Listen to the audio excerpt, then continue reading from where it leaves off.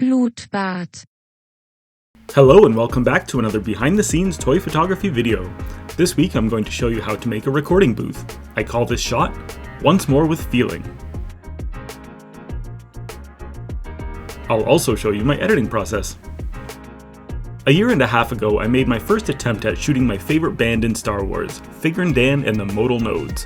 While I was happy with the result at the time, I've learned a lot since then and I wanted to take another shot at it. This time, I decided to create a scene of them recording a song for Jabba the Hutt, who the band worked for before their residence at the Mos Eisly Cantina. I began by placing two different floor surfaces, stained glass in front and a bookshelf in the back, before separating them with this 3D printed window and computer. I positioned Jabba and his entourage in front of the windows, and then added the band in the back, being careful to space them out in a manner that didn't obscure any of their faces.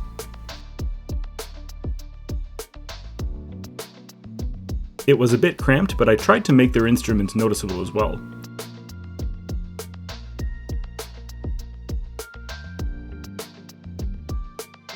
The last touch was the back wall of the booth, which is my real-life sound baffle that I'm recording with right now. With the scene set, I moved on to the lighting. I used a spotlight with a snoot above Figrin D'an himself, since he always has to be the center of attention.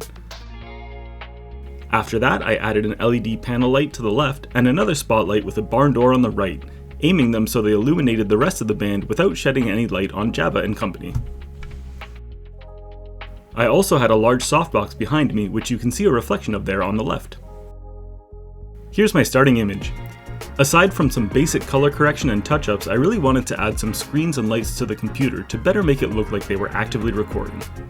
First, however, I added adjustment layers for levels and color balance and used a variety of tools to touch up the scenery and my toys. Editing out the articulation joints of even one figure can be a challenge, but I had 10 figures in this shot and it was quite the lengthy process. After that, I used the dodge and burn tools to fine-tune the lighting on my subjects. I specifically wanted to make everyone's face brighter so they were easier to see.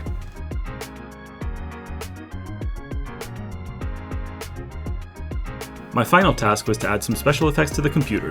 I downloaded an image of a sound wave and created a dull glowing screen effect behind it with the help of the pen tool and the brush tool. I used the same tools to add some detail to the smaller panels, and then used just the brush tool to light up a few of the little buttons.